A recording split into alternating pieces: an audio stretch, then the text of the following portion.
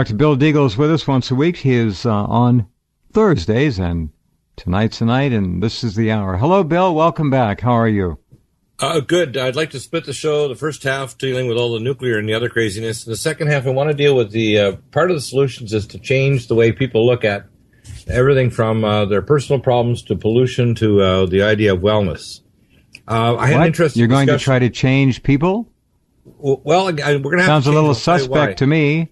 Hey, well, You must be one of those change untrustworthy types, terrorists they call them. Well, the main thing is we got to change people who want to be changed. Yeah. The main thing that people do first is they ask better questions, as they say, the tagline on our show. I had on the first hour of the program today Dr. Sam Milham, and he's written a book called Dirty Electricity. Great guy. And what's interesting, we've had him on many times. He'll be back on probably monthly. And Sam is a retired doctor, and he goes around with his oscilloscope and his electronic equipment. And he's written this. He's actually one of our teachers in the Academy of Environmental Medicine, along with Dr. Bernhoft. And I'm in the process of putting together a federal lawsuit here in San Diego County against San Diego Gas and Electric and the Public Utilities Commission. And it's going to be filed in federal court. And if I'm clever enough, which we're hoping, everybody keep your fingers crossed, it won't get turfed out. If it isn't, it will be converted by a group of 5 attorneys in Phoenix, Arizona that work with Jonathan E. Moore. They're part of his legal team. And we're going to try to convert this to a federal class action lawsuit. Now, that'll be out of my hands at that point. Right now, people can't join it because it's my suit just against San Diego Gas. And the 3 grounds that we're going to file against are basically non-thermal damage to the population, unjust enrichment, which is a RICO violation, and the third area is the area that they're actually putting public in danger. For example, the San Bruno fire, we know that the currents that are generated by switching mode power supplies actually can trigger off gas fires. And we know that the kind of systems they're using actually degrade power lines, water lines, et cetera, because it dumps dirty electricity that degrades power lines and water lines and can have an effect on infrastructure such as gas line ruptures. So it can actually speed them. We have proof of that in that legal case. Now, the reason why I say that is over the last couple of visits we had with Dr. Sam and with our expert from Less EMF, and that is a dentist who's also an engineer. Her name is Emil de Toffel from Less EMF, one of our companies that supplies equipment for us for testing your home or office or building, like a gigahertz solution for looking at your smart meters, and oscilloscope and spectral analyzers and magnetometers.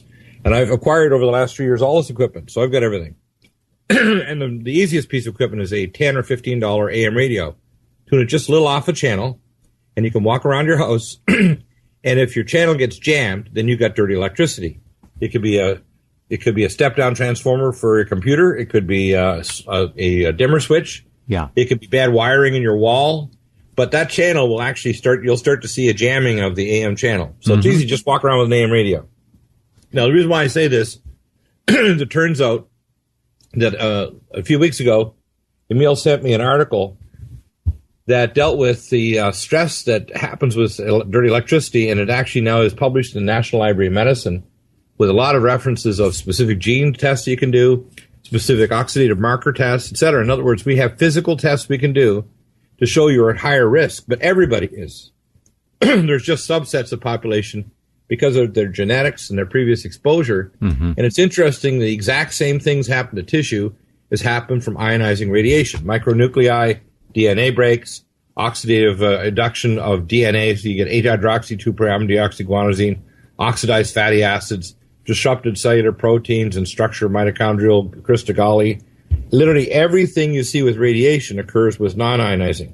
Now, we have solutions, and they're nutraceutical solutions and technological.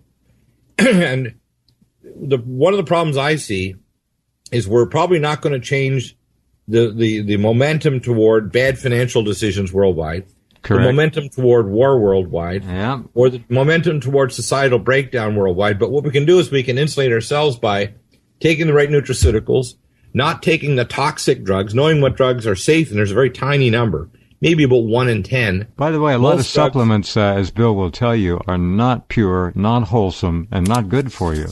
Right. Well, the ones we carry are of a class that is stellar. If you don't take protection now, if you don't detox your body from radiotoxins from Fukushima, heavy metals, fluoride, etc., and you add now electrotoxins from dirty electricity, smart meters, etc., Even the Zigbee network that there's communicating on is the same as the microwave frequency of your microwave. So it's literally turning your house into a low-level microwave. So I tell people it's not optional to take nutraceuticals. And I'll give an example. One of the things that's been shown very clearly, and this is comparing groups of the population that live in America, then they buy a building, they strip the electricity. You know what I'm talking about, right? Yeah. Right. And those farmers and those people, we don't even need to mention their name, they lived at the beginning of the century 20 to 30 years longer than the average population in New York City. They lived 75 years compared to 45 in New York. And they still live longer, even though they eat a diet that you'd think would kind of clog all their arteries off and make them demented and do lots of things. Their children don't get vaccinated. They don't live with electricity at all, right? Yep. And they try to live a kind of much more subsistence life. They don't use pesticides and other things that will kill off the bees, like neonicotinoid pesticides.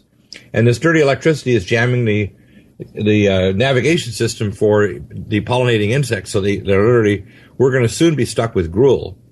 Between the various ways we're screwing up the atmosphere, we're also putting nanoparticles in the upper atmosphere to literally weaponize the planet. Just wait until Google releases its 180-plus satellites to ring the planet and bathe it in Wi-Fi. Just wait. Right. Well, see, Wi-Fi, basically, your cells are Wi-Fi.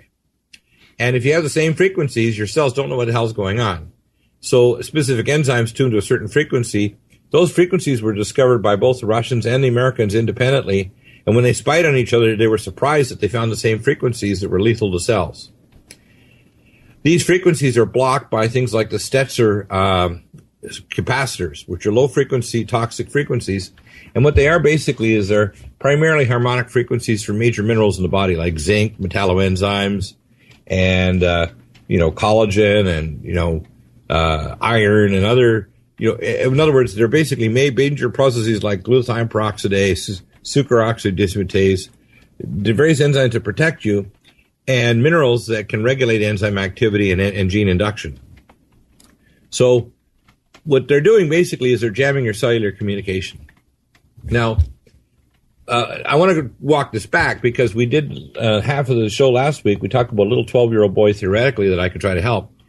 It probably, considering this little boy, would require intensive work on this little fellow for a doctor to be spending an hour a day at least for months, plus everything from IV therapy to enzymes to, plethora of nutraceuticals, to digestive enzymes to immunotherapy. And if he's bad enough, the poor little fellow might even require a bone marrow transplant. Most of the people that have been exposed even to lower level radiation, like say on the Ronald Reagan, if they're relatively healthy now, they should have a bone marrow drawn, and this is advice to them, and they should have it banked right away, because if they crash or they get cancer and their doctor suggests, whole body radiation or chemotherapy, if they don't have a banked bone marrow, they're really screwed. So that's a smart move to make, and that's a medical move. There are medical things that I tell people to do that make sense, and there's other ones that don't. And the other thing you might do is check your relatives to make sure who has the closest matched bone marrow if you crash. Because if you don't know this in advance, you can die because the doctors are scrambling around and don't have that data. We're living in a world that I think is terminal. And I know this is really bad news for people, but they need to hear it. Well, I've been saying it for many years. And so, right, well, you're one of the few bright lights that actually is brave enough to face the truth, but also optimistic enough to know that there's a segment of population that will be surviving colonies like the Postman, correct, with Kevin Costner, that will survive the apocalypse, and they'll connect by maybe the Pony Express, post-apocalyptic. That there'll be a group of people that'll basically say, hey, we're going to survive this. We're taking measures, which might be simple nutraceuticals. We're going to filter our water so we're not drinking radiotoxins. We're going to stop eating meat because the meat's radioconcentrating cesium-137. We're going to eat fish only that's non-filter feeders from the Atlantic Ocean because it's relatively non-toxic now if you have any fish at all or protein. We're going to eat nuts that are basically not downwind, that are going to concentrate radiotoxins like cesium, strontium, etc. And if we don't start doing these things, the human race, and this is my prediction, I've talked to all my top experts, including Dr. William Ray, who's been the president many times and founder of the Academy of Environmental Medicine, Dr. Bernhoff, Dr. Julio Hens, and many other specialists. The human race basically has 20 years. 20 years. That's about it. And I say 2034, 2035, human beings will be dumbed down, very sick, incapable of reproduction, so toxic that the healthcare system will break. They'll be walking zombies, economy. A lot of them. They'll just be idiots. And the doctors, of course, will resort to a eugenics-type medicine where they'll dispatch people with polypharmacy, memory care, which is what's already in Obamacare, where they make you a memory, and they give you a bathtub of narcotics to dispatch you with a video of your dying days in an extended care facility. It's sad, but it's so and true. We can avoid that future if, number one, we become aware of the present and face it. But it means nutraceuticals now. It means a diet change. It means filtering your air in your home. It means being aware when you go and check on my site or on your site, Jeff. We've got all those sites up, including ours now, for gamma detector, that this is not a joke. When we're looking at cesium-137, this is not a joke when we talk about fluoridation, GMO food that makes animals that you eat make your sperm count drop to 0 or cause bone cancer. This is not a joke when we're dealing with radiotoxins that are bioaccumulating in the next 4, 5, 10 years. The things that are happening to Japanese people now are going to happen to us. It's not a joke. Yeah, they are. They already are happening to us. They are happening, and people don't know it. Slow, incrementally. Well, not so slow, actually. All along the coast. Listen to this. Within 6 weeks, the largest intensive care nursery in Pennsylvania had a 42% increase in fetal mortality rate in premature babies. Yeah, well, 42%. It's up 8 times here in Washington State. Right. When you look at birth defects like anencephaly, no brains. Yeah, 8 times. Other major brain defects like the falx cerebri and everything are gone. Mm-hmm.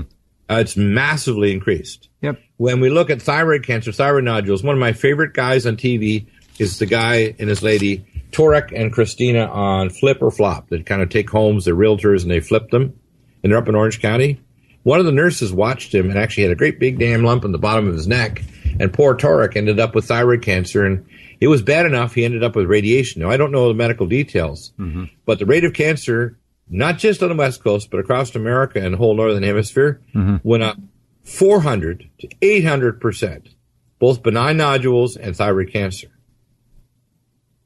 And as these longer isotopes bioaccumulate, you're going to see more bone marrow cancers, heart failure, cardiac arrhythmias, atrial fibrillation, dementia, gland failure, polyglandular failure, breast cancer. The research on small mammals is cesium-137 is tied directly and linearly, exponentially to breast cancer. So you're going to see breast cancer go orbital. And people say, like this guy that was in the tech guy that came in from, his name was Sonny from Data Doctors. He said he served on the Ronald Reagan from 2007 to 9. Yeah, this is an interesting story, folks. Pay attention. Yeah, he said he wasn't worried. He wasn't worried about the radiation. I said, well, the Ronald Reagan is now, they're considering dumping it in the ocean because they tried to remediate with many millions of dollars, stripping all the wiring and ventilation. 18 months in Seattle. And his eyebrows went up, and I said, and many of the crew now are dying after passing through the plume 3 times. And I said, you're not worried? You're not worried when 5,500 miles, those radioisotopes are just as hot and radioactive as when they arrive in the California coast as they arrive in Belarus or over the poles or arrive in North Africa or anywhere. Those isotopes don't know where they've been traveling. As long as the isotope hasn't changed its atomic structure, it's still got its high energy KeV electron emission, neutron flux, or any other biological factor related to its nuclear activity. I said, the nuclear chemistry, I said, I'm a nuclear chemist. I was a radiation doctor for the ACOM, American College for Occupational Environmental Medicine. When I told him all this stuff, and his eyebrows really went up. I said, you're not worried? I said, we don't know when or how or if it's going to go up. No. But we're going to monitor it. So we're looking only at gamma, which means we're only really looking at cesium-137. So if we look at our curve and all of a sudden we see a trend line where it's going up from 40 counts a minute to 60 to 70 to 80, we got a problem, Houston.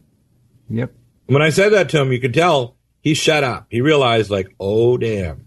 I said, people like you that try to dismiss it because it's okay, you're tough guys. Tough guy doesn't do it. Good. I'd like to split the show, the first half dealing with all the nuclear and the other craziness. The second half, I want to deal with the part of the solutions is to change the way people look at everything from their personal problems to pollution to the idea of wellness. I had an interesting You're going discussion. to try to change people? Well, we're going to have Sounds to a little suspect to me. Hey, well, you must be one of those untrustworthy types, terrorists they call them. Well, the main thing is we got to change people who want to be changed. The main thing that people do first is they ask better questions, as I say, the tagline on our show. I had on the first hour of the program today, Dr. Sam.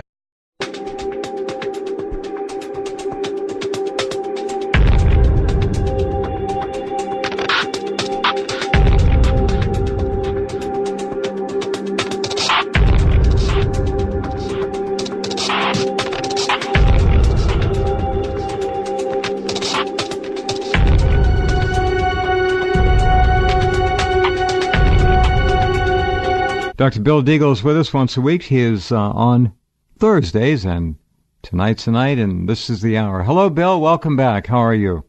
Good. It can trigger off gas fires. And we know that the kind of systems they're using actually degrade power lines, water lines, etc., because it dumps dirty electricity that degrades power lines and water lines and can have an effect on infrastructure such as gas line ruptures. So it can actually speed them. We have proof of that in that legal case. Now, the reason why I say that is over the last couple of visits we had with Dr. Sam and with our expert from Less EMF, and that is a dentist who's also an engineer. His name is Emil de Toffel from Less EMF, one of our Milham, and he's written a book called Dirty Electricity. Great guy. And what's interesting, we've had him on many times. He'll be back on probably monthly. And Sam is a retired doctor, and he goes around with his oscilloscope and his electronic equipment.